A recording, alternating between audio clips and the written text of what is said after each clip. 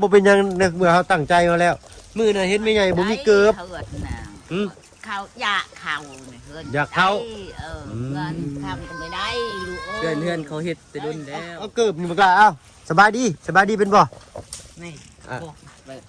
สอนเพิ่นดู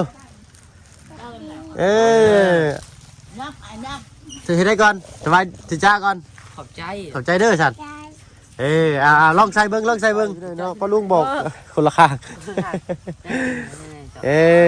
เอา เอาค่ะขอบใจหลายๆเด้อทั้งผู้ใหญ่ทั้งแม่ศรีสวรรค์สุริยไทยและทั้งแม่ตูพองและทั้งแม่มาลีที่ได้สมทบที่ได้ซอยเฮือนน้องต้นกล้าและย่อยเนาะเปิดคลิปเปิดภาพมากกะพี่แหละค่อยคำลงแรงเนาะอยู่บ้านซองเฮือนซานของน้องต้นกล้าทางมาเพิ่งเคยลาได้ชื่ออุปกรณ์มาเพิ่มเติมอีกเนาะเด็กหน่อยว่าซั่นซะใช่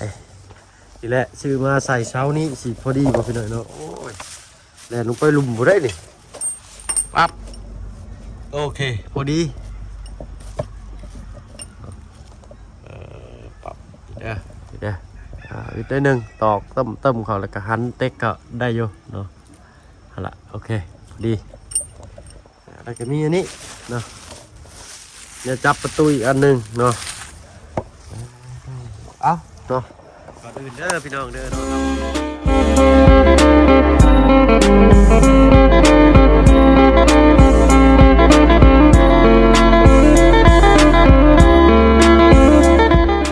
กับทักทายสบายดีผู้ใหญ่ใจดีและ FC เบิร์ดทุกท่านที่เขามาหับมาชมช่อง YouTube บ่เพิ่งเคยหลายคือเก่าบ่ฝั่งไทยฝั่งลาวหรือทั้งฝั่งต่างประเทศก็ยินดีต้อนรับเข้าสู่ช่อง YouTube บ่เพิ่งเคยหลายอีกเช่นเคยพี่หน่อยเนาะมื้อนี้ก็เข้ามาตอนค่ำๆแรงๆเนี่ยพี่หน่อยเนาะมาเบิ่งบ้าน2เฮือนซ่านน้องต้นกล้าเพิ่นเนาะตามมาเพิ่งก็วนเวียนอยู่แต่ในนี่แหละเนาะเบิ่งเด้อน้องต้นกล้าช่วยให้เด็กน้อยมาเล่นได้นี่เด้อเนาะนับเบิ่งเลยบ่ฮอดบ่80แผ่น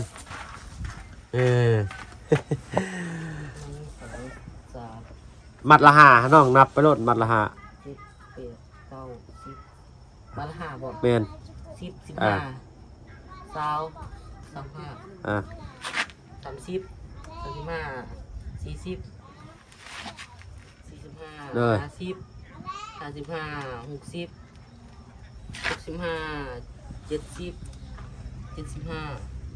80โอเคครบเลยจ้ะอันนี้เนาะสบายดีปลาลุงเพิ่นเด้ สบายดี เลยนี่เอาเก็บไว้ไอ้ช้างเพิ่นเด้อ โดย แนวดึงประตูใหญ่อีกอันหนึงเลยก็น็อตอันนี้น็อตใส่อันนี้แหละโดยไม่นี่ก็เข้ามากวางเที่ยงจะมาตอนเที่ยงเห็นบ่ไม่เห็นเนาะไอ้ออกเมื่อน้อยเดียวจะเข้ามานะตาเบิ่งนี่เป็นบ่แมนและเห็นแหละถ่ายเลยสิส่งให้ทางแม่ศรีสวรรค์นั่นแหละโดยในป่าเพิ่นแต่ยังบ่ได้ส่งเพราะว่าตอนนั้นไฟฟ้าดับโดยแหละเน็ตก็หายเลยเน็ตหายเลยโดยยากเนาะทางนี้เนาะแม่นเป็นได้มักบ่ชีนี่แม่นบ่ชีนี่โดยพี่น้องเนาะแล้วก็เติมอีกเลยเนี่ยดึงประตูอยู่หันเด้อพี่น้องเด้อเนี่ยดึงประตูปั๊บออกมาหันแล้วก็ลืมแนวล็อกเลยเด้อทางง่ายเพิ่นบอกพี่น้อง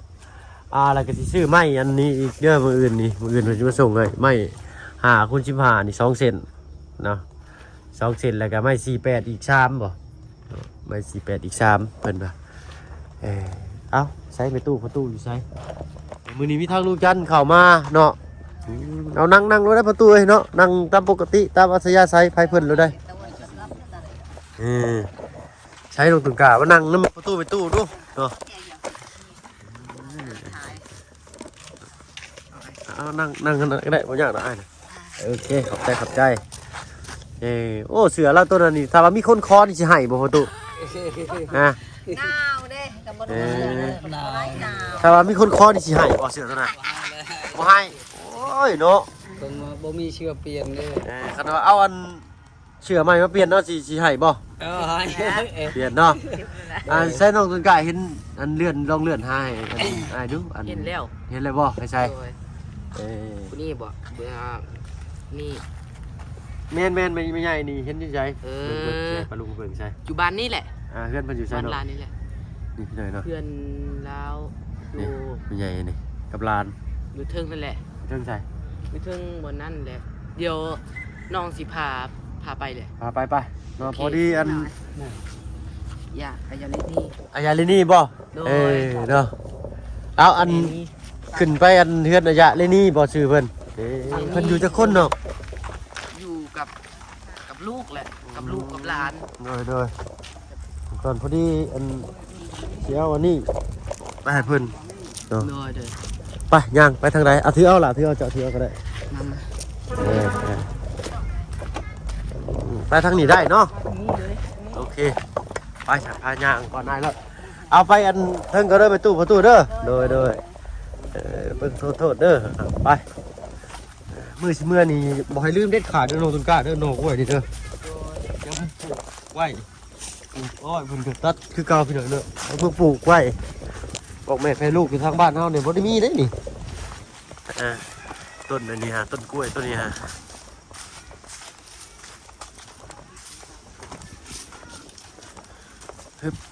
เอาเสียงดังควกๆมาจากปลุงเลย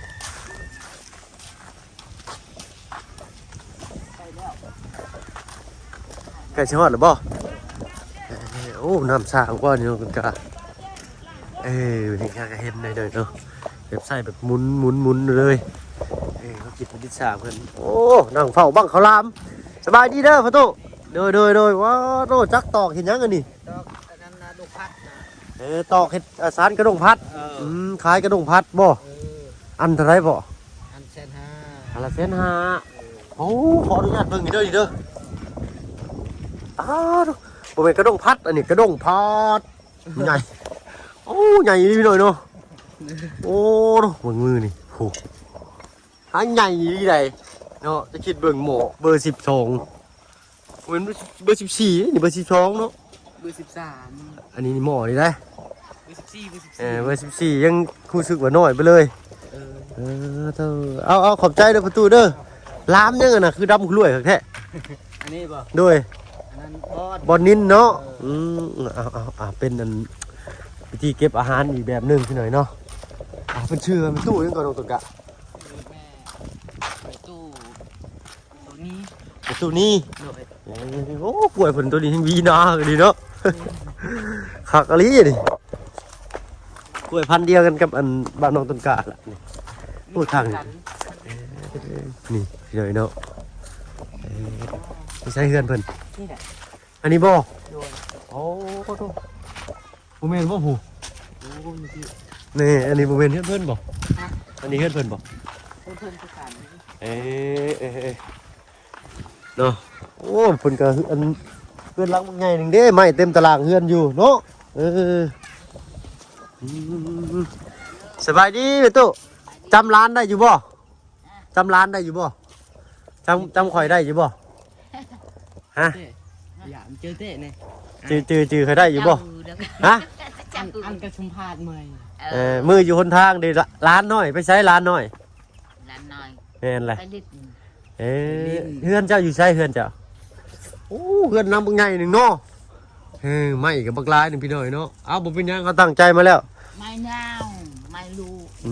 ไม่อันนี้ได้เฮือนไพสันโตไม่เพิ่นเนาะกองกี่เข่งอยู่นี้ใช่อยู่นี่เบิดเลยไม่เนาะ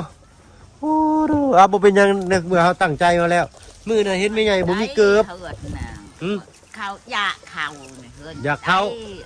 เงินทำก็ไม่ได้ลูก เพื่อนเขาเฮ็ดแต่ดุนแล้ว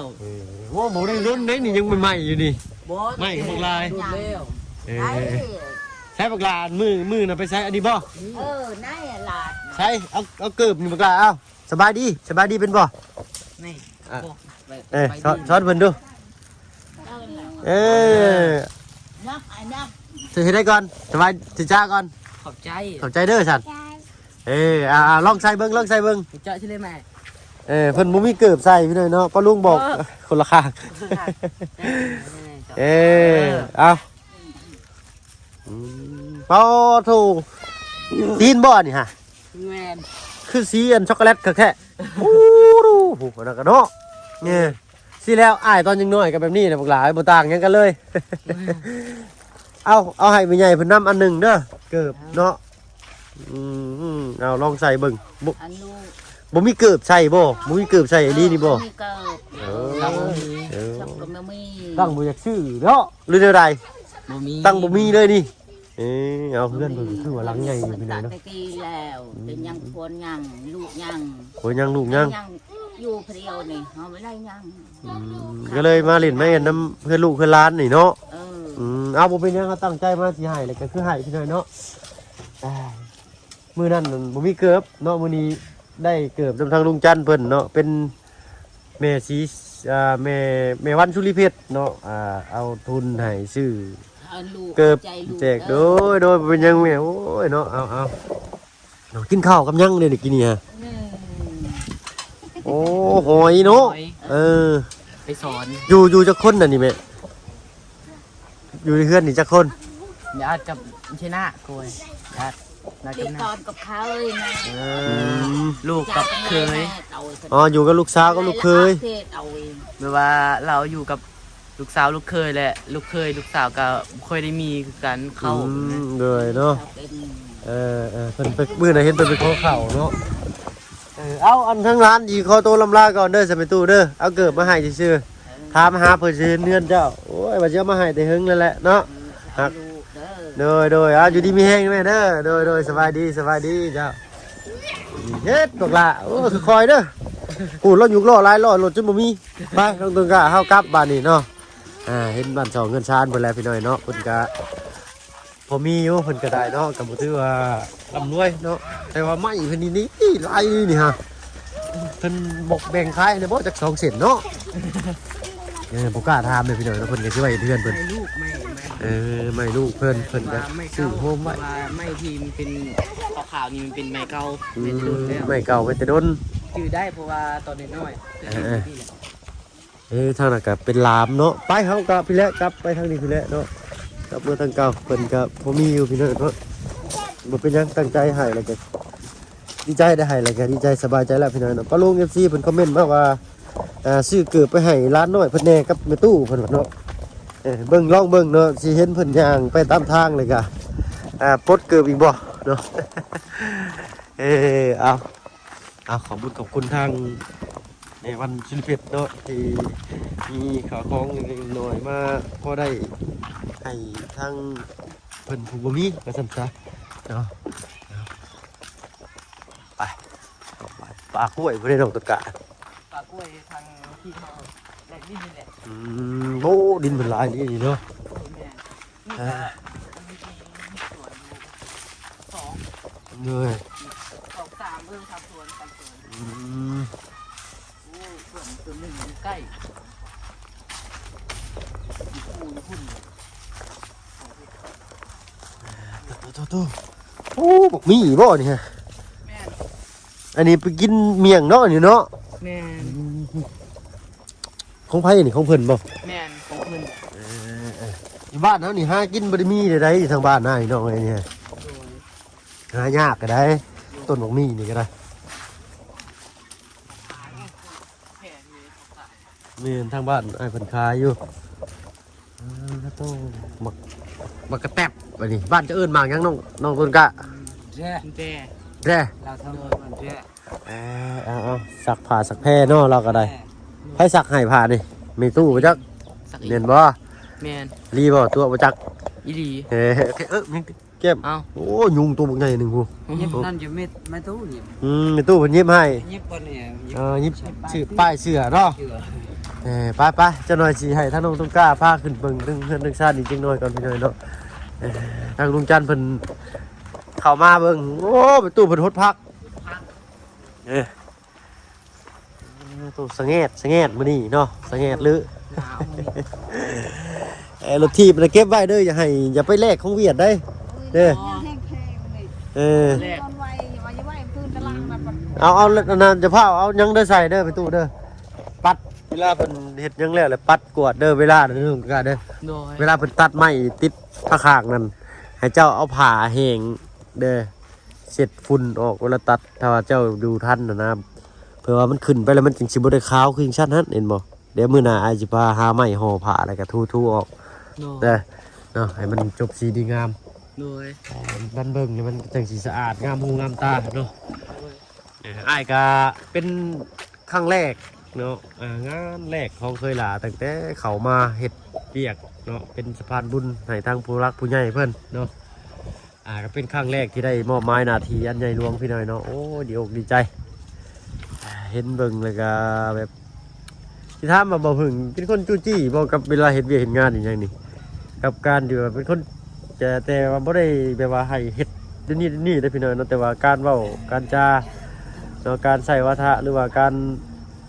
บอกงานบอกอย่างนี้อยากค่อนข้างอยากจุกจิกหน่อยนึงเนาะแต่ก็บอกแล้วก็แล้วนะบ่เฮ็ดเลยก็บ่เป็นหยังเนาะเอาขอแก้ไว้ได้บอกแล้วนะถ้าบ่พึ่งคิดว่าบ่พึ่งเป็นคนเดียวนั้นพี่น้อยเนาะจุกจิกหน่อยนึงว่าซั่นซะ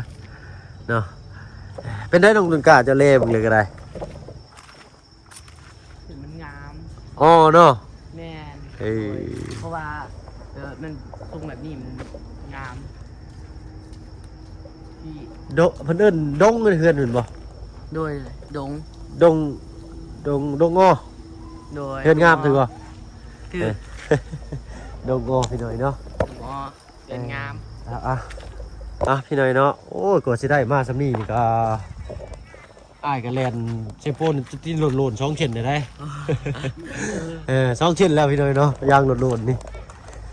เอามีแต่ที่ให้เจ้าขอบคุณทางผู้รักผู้ใหญ่เพิ่นคือเก่าเด้อน้องเด้อ โดย ไม่เป็นแผ่นพาแต่ละสิ่งแต่ละอย่างนี่แหละเนาะนั่งลงล่ะตั้งมุกตั้งใจเอาเนาะนั่งได้อยู่ดอกโนมันนาอยู่โอเค ยันมาแตกก่อน แตกดอกเนาะเอาจื้อได้อยู่บ่ จืดได้อยู่ โอเคเนาะมีทางไอ้บุญคงเพิ่นได้สมทบมาเด้อเนาะ โดย เนาะ เอาค่ะขอบใจหลายๆเด้อทั้งผู้ใหญ่ทั้งแม่ศรีสวรรค์สุริยาไทยและทั้งแม่ตูพองและทั้งแม่มาลีที่ได้สมทบที่ได้ซอยเฮือนน้องต้นกล้าและทางแม่ตู้พ่อตู้และขอบใจหลายๆและทางผู้ใหญ่ใจดีภายที่เมืองและภายที่ซอย และขอบใจหลายๆทาง FC และทางทีมงานของไอเพิ่งที่ได้มาซอยที่ได้มาเบิงน้องต้นกล้าในมื้อนี้และขอบใจหลายๆเด้อขอให้ร่ำๆรวยๆขอให้ตลอดปลอดภัยให้อยู่มันยืนเด้อสาธุสาธุ สาธุเนาะนี่เราเก่งนี่เด้อพี่น้อยเนาะเนาะซ้อมไว้เด้อสงสัยเพิ่นไปอันน้ำมันน้องไส้หลายนี่น้องไส้ซ้อนเด้อนี่เนาะ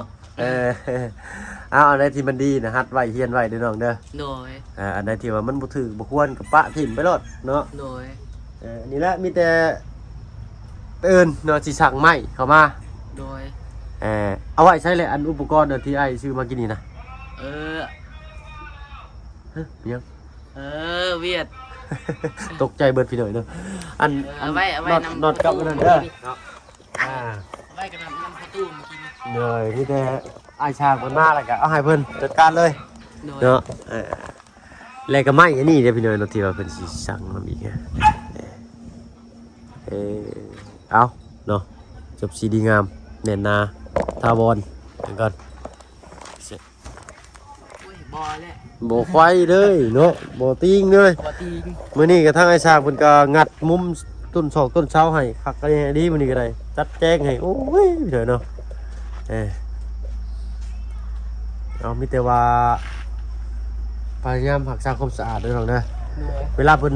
เฮ็ดยังเรียบร้อยเบิดแล้วก็ทมของทมคุมนึงแล้วก็พักคอยเก็บกวาดออกเด้อ โดย ใต้ทุนบ้านนี้แล้วก็ไม้แล้วก็เลี้ยงมันเป็นเรียบร้อยเนาะได้ที่ว่าบ่ได้ใช้ก็ไปชั้นไว้พุ่นก็ได้หรือว่าเอาไปนอนไว้ก็ได้ โดย ไปต่อของตามไม้เป็นเส้นเป็นหยังนี่ก็เอาสอดไว้ใต้ตารางก็ได้เพื่อว่าสิได้เฮ็ดตังเฮ็ดแค่เฮ็ดเตียงพอได้นั่งห่มนั่งเย็นนะ โดย แล้วก็ปัดกวาดเอาละเนาะอันนั้นสิจบสีดีงามในหูในตาก็เฮ็ดเอา โดย พี่น้อยเนาะรุ่นเบิ่งมืออื่นอีกบาทนี้เด้อเนาะแต่ก็ยังขาดค่าสร้างอยู่ได้พี่น้อยตอนนี้ยังบ่มีค่าสร้างเลยเด้อทุกคนกาย โดย เนาะก็มีแต่และเนาะวอนผู้ใหญ่ที่เมตตาเนาะเห็นน้องต้นกล้าก็อยากช่วยถึกซอยก็ติดต่อทางทีมงานเนาะเข้ามาเด้อพี่น้องเลยเนาะตอนนี้ค่าสร้างบ่มีจักบาทเลยพี่น้อยเนาะตอนนี้มีแต่ เอาใจสู่เอาเนาะกับทางพี่เพิ่นเนาะสู่ให้บ้านช่องเงินซ่านนี่มันเด่นหนาทาวรก่อนเนาะเรื่องค่าสร้างนี่จังคอยทยอยเก็บเนาะก็คือสิจักสิว่าเท่าไรแล้วกับสร้างเพิ่นนี่ก็ได้เนาะ